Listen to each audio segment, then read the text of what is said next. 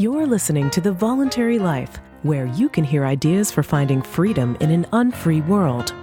Visit thevoluntarylife.com to connect with the show and hear all past episodes.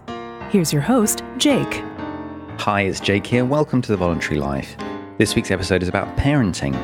I had an interesting question in the Voluntary Life Facebook group about parenting. It was a suggestion for a show about 80-20 parenting. And I thought that was an interesting idea, so that's what I'm going to talk about this week. Before I do, though, I just want to say a big thank you to my new patron on Patreon. Thank you very much, Anne J. If you would also like to support the show, you can get access to bonus episodes of The Voluntary Life and many other rewards by becoming a patron on Patreon.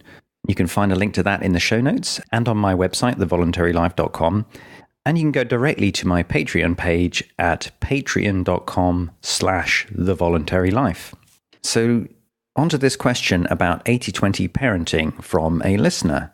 I presume that the question that the listener was asking is, what would it mean to apply the 80-20 principle to parenting?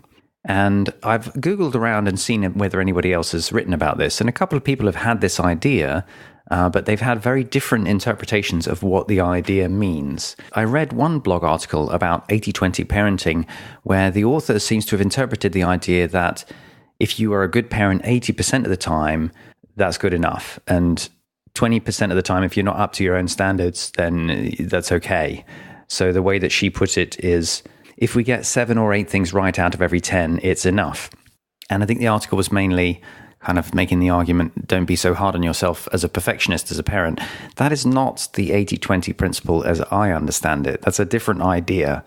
And that's not what the 80-20 principle is. But I did read another blog about applying the 80-20 principle to parenting, which was much closer to what I understand the 80-20 principle to be. And this other blog said, even though you try hard, there are only 20% of your efforts that are going to give you 80% of results. So the wisdom lies in finding those 20% of efforts to be made. That is a much better summary of what the concept of the 80-20 principle is. The 80-20 principle is essentially an observation about the pattern of things that was first clarified by an economist called Pareto. And essentially, it's this observation that a small proportion of inputs usually result in the vast majority of outputs. So, for example, a small proportion of your customers probably represent the majority of your sales revenue, and a small proportion of your activities probably bring the majority of your profits in a business. And the concept is that, you may work very hard on a whole bunch of things, but the actual rewards that you're going to get for that work are going to be very different. Not everything counts in terms of effort.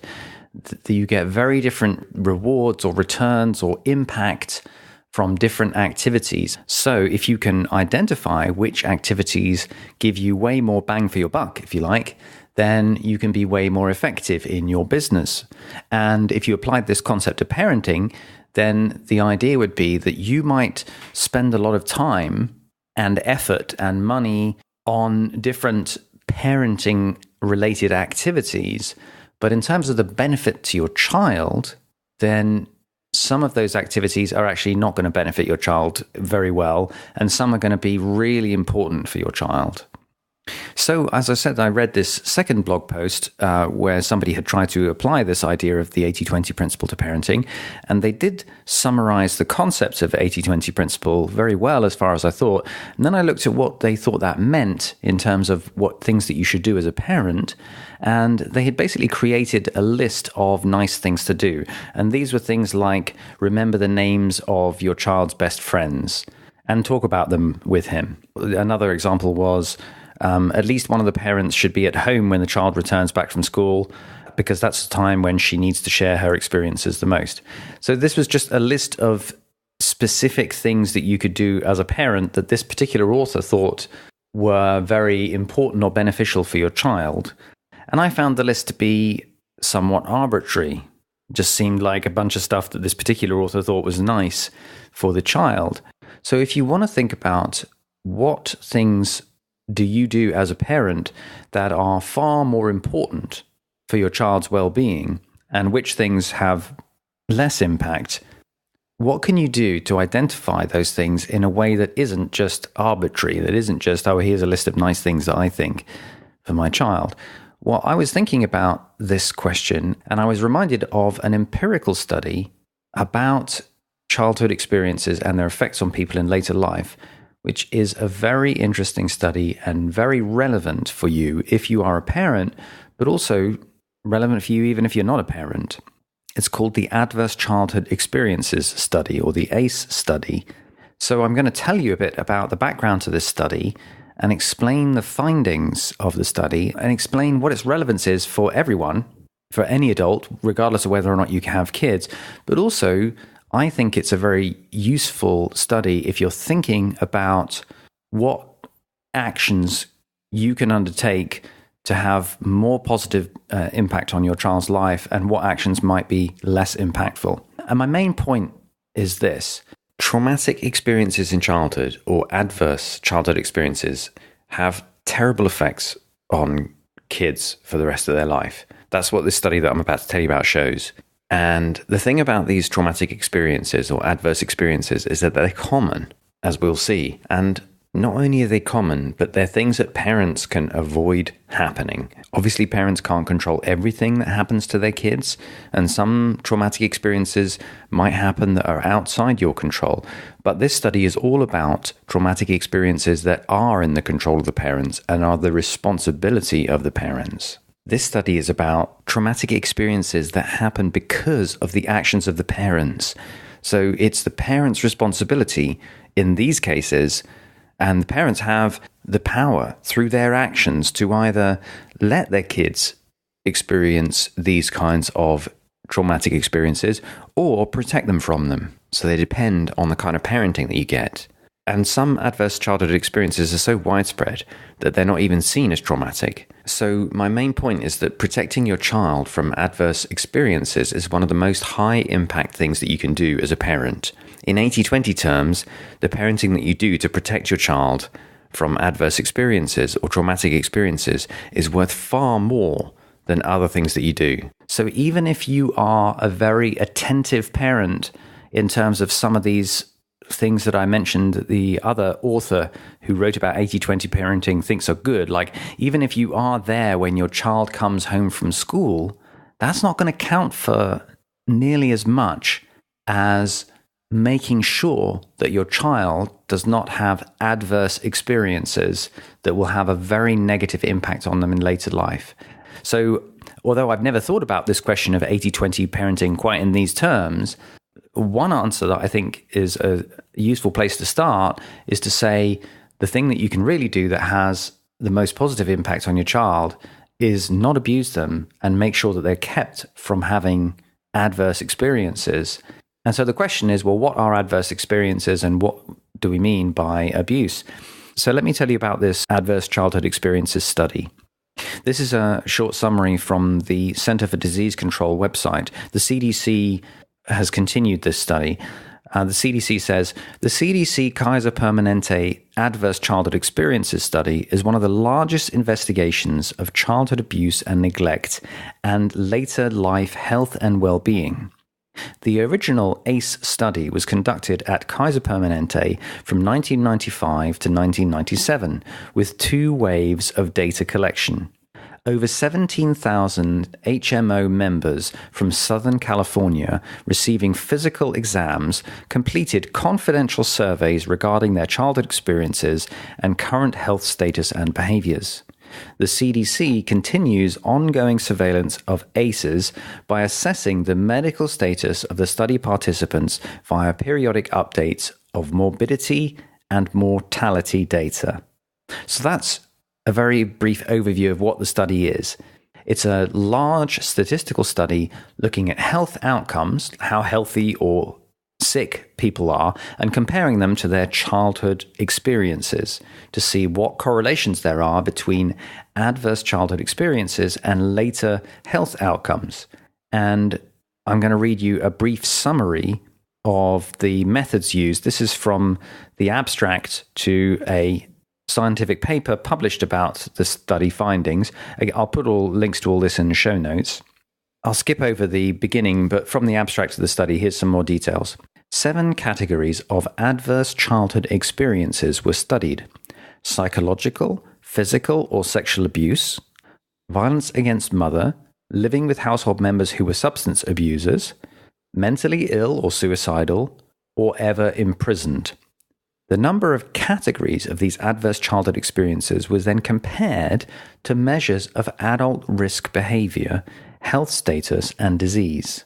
Logistic regression was used to adjust for the effects of demographic factors on the association between the cumulative number of categories of childhood exposures and risk factors for the leading causes of death in adult life. Results: more than half of respondents reported at least one, and 1/4 reported 2 or more categories of childhood exposure. And just to interject, when they say childhood exposure, they're talking about adverse experiences or traumatic experiences. We found a graded relationship between the number of categories of childhood exposure and each of the adult health risk behaviors and diseases that were studied. The p-value was less than 0.001. Just to interject again, that's a measure of statistical significance, and that is normally considered to be a very high level of statistical significance. Persons who had experienced 4 or more categories of childhood exposure compared to those who had experienced none had 4 to 12-fold increased health risks for alcoholism, drug abuse, depression, and suicide attempt.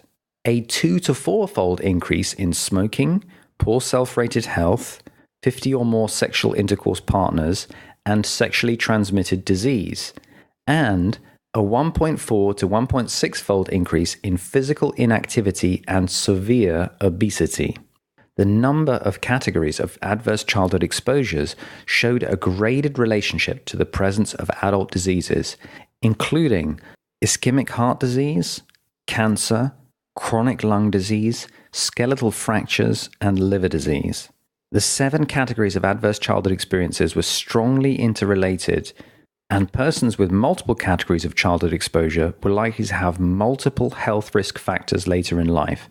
Conclusions: we found a strong graded relationship between the breadth of exposure to abuse or household dysfunction during childhood and multiple risk factors for several of the leading causes of death in adults.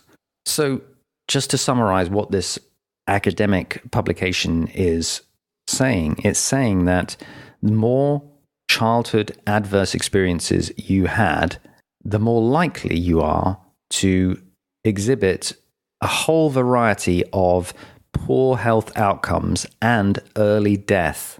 So there's a relationship between childhood adverse experiences, particularly relating to abuse or household dysfunction, and how healthy or unhealthy people are in later life. So what are these childhood experiences specifically about? So now I'm going to read you another summary from another website. Again, I'll put this link in the show notes, explaining a little bit more about what adverse childhood experiences are. There are 10 types of childhood trauma measured in the ACE study. 5 are personal: physical abuse, verbal abuse, sexual abuse, physical neglect, and emotional neglect. 5 are related to other family members: a parent who's an alcoholic, a mother who's a victim of domestic violence, a family member in jail, a family member diagnosed with a mental illness, and the disappearance of a parent through divorce, death, or abandonment. Each type of trauma counts as 1, so a person who's been physically abused with one alcoholic parent and a mother who was beaten up has an ACE score of 3. There are, of course, many other types of childhood trauma: watching a sibling being abused, losing a caregiver, such as a grandmother, mother, grandfather, etc., homelessness, surviving and recovering from a severe accident, witnessing a father being abused by a mother, witnessing a grandmother abusing a father, etc. The ACE study included only those 10 childhood traumas because those were mentioned as most common by a group of about 300 Kaiser Permanente members. Those traumas were also well studied individually in the research literature. The most important thing to remember is that the ACE score is meant as a guideline. If you experienced other types of toxic stress over months or years, then those would likely increase your risk of health consequences. Okay, so that's just a summary of what this study was actually looking at. And as that summary explained, they picked out 10 adverse childhood experiences, and these were experiences that they did find in some of the cohort of people who they were studying. And because these were members of an HMO, and they were in San Diego, I believe, so they were relatively affluent, kind of middle class, mostly white people who were being studied. This was not a kind of inner city, really poor neighborhood or anything like that. And what that summary that I just read out is explaining is that they didn't include things like homelessness, possibly because there was nobody in the study who had been homeless in their life. But that doesn't mean that that wouldn't be an adverse childhood experience. It almost certainly would be. But the point is, this is an empirical study with all the limits that that kind of study has, and these are the things that they happen to look at. So you can use this as a way of testing yourself and thinking about what adverse experiences you personally experienced as a child. And also, if you're a parent, thinking about what adverse experiences your children could experience or have already experienced. The key point here is that these adverse experiences are common. Even in a very middle-class cohort, like the one studied by the Kaiser study, the majority of people had at least one adverse experience in childhood. In fact, almost 2/3 of people had at least one. 28% of the participants reported physical abuse, and 21% reported sexual abuse. And there's a questionnaire that you can look at, which I will put a link to in the show notes, where you can actually look at your own ACE score.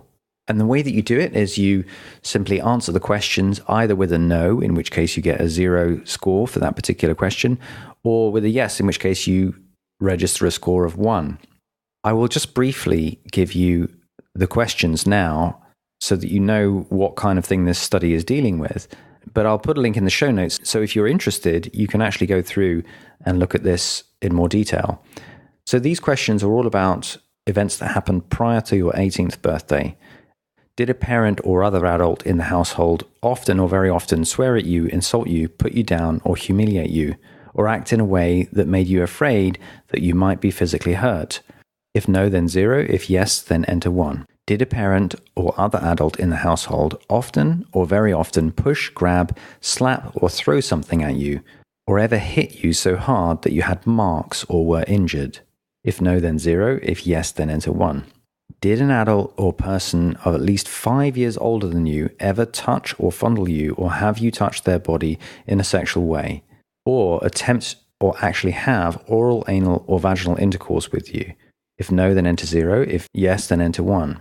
Did you often or very often feel that no one in your family loved you or thought you were important or special, or your family didn't look out for each other, feel close to each other, or support each other? If no, then enter 0. If yes, then enter 1. Did you often or very often feel that you didn't have enough to eat, had to wear dirty clothes, and had no one to protect you, or your parents were too drunk or high to take care of you, or take you to the doctor if you needed it? If no, then enter 0. If yes, then enter 1. Were your parents ever separated or divorced? If no, then enter 0. If yes, then enter 1. Was your mother or stepmother often or very often pushed, grabbed, slapped, or had something thrown at her, or sometimes often or very often kicked, bitten, hit with a fist, or hit with something hard, or ever repeatedly hit over at least a few minutes, or threatened with a gun or knife? If no, then enter 0. If yes, then enter 1. Did you live with anyone who was a problem drinker or an alcoholic, or who used street drugs? If no, then enter 0. If yes, then enter 1. Was a household member depressed or mentally ill, or did a household member ever attempt suicide? If no, then enter 0. If yes, then enter 1. Did a household member go to prison? If no, then enter 0. If yes, then enter 1. Now add up your yes answers. This is your ACE score. So coming back to this question of what actions as a parent have the most consequence on your child's well-being, I think this study can give you a useful framework to think about the things that are most important for you to do as a parent.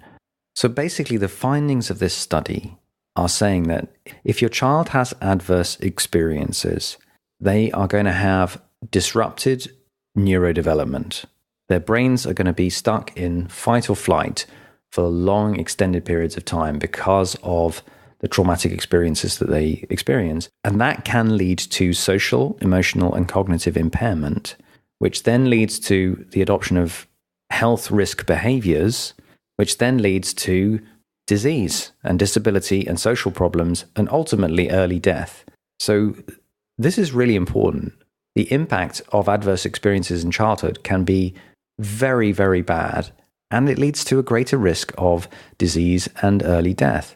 Now, if you have experienced adverse childhood experiences, that doesn't mean that you are predetermined to have poor health outcomes and poor mental health and adopt high-risk behaviors and so forth. There are lots of things that you can do to take control of your own life and to heal from adverse experiences. I myself have had at least 2 adverse childhood experiences, possibly 3 or 4, depending on how strict you want to be with the terminology of their questions.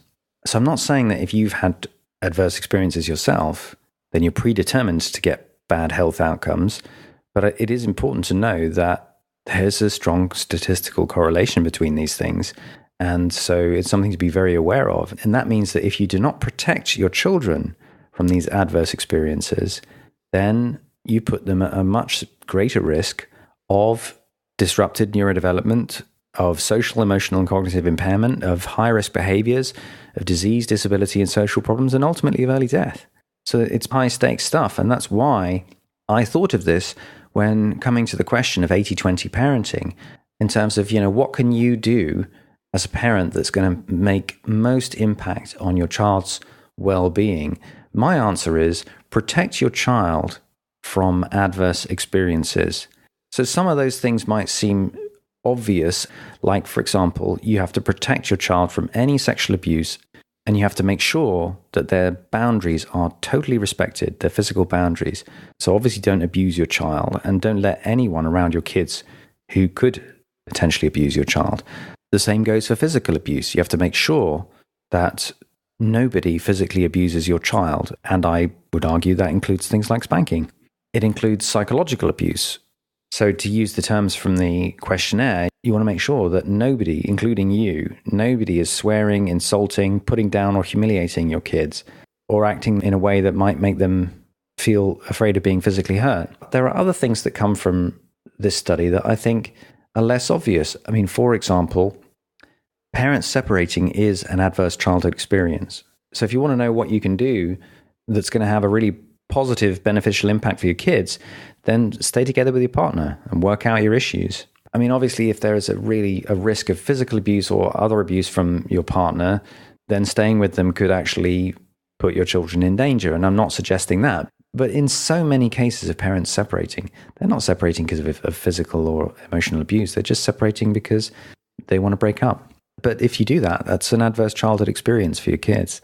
You have to also do the work to stay mentally healthy, because if your mental health is not good, that is an adverse childhood experience for your kids. You have to limit your drinking and don't go to prison or do anything that could risk you going to prison. So my point is this.